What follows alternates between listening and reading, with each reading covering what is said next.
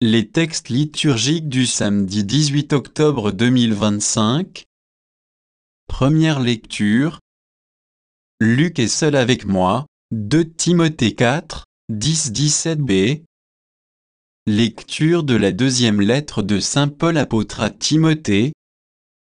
Bien-aimé, Déma m'a abandonné par amour de ce monde, et il est parti pour Thessalonique. Grèce est parti pour la Galatie, et Tite pour la Dalmatie. Luc est seul avec moi. Amène Marc avec toi. Il m'est très utile pour le ministère. J'ai envoyé Tychik à Éphèse. En venant, rapporte-moi le manteau que j'ai laissé à Troas et Carpo. Apporte-moi aussi mes livres, surtout les parchemins. Alexandre, le forgeron, m'a fait beaucoup de mal. Le Seigneur lui rendra selon ses œuvres. Toi aussi, prends garde à cet individu, car il s'est violemment opposé à nos paroles.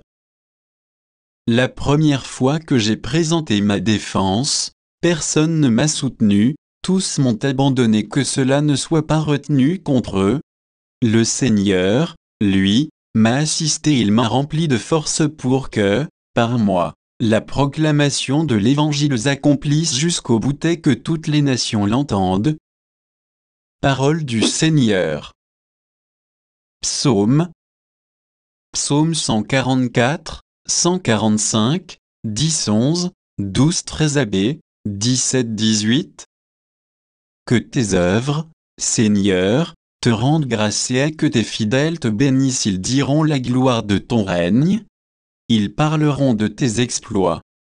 Ils annonceront aux hommes tes exploits, la gloire et l'éclat de ton règne, un règne éternel, ton empire, pour les âges des âges. Le Seigneur est juste en toutes ses voies, fidèle en tout ce qu'il fait. Il est proche de ceux qui l'invoquent, de tous ceux qui l'invoquent en vérité.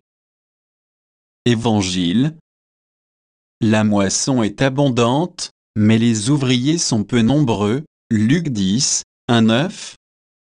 Évangile de Jésus-Christ selon saint Luc.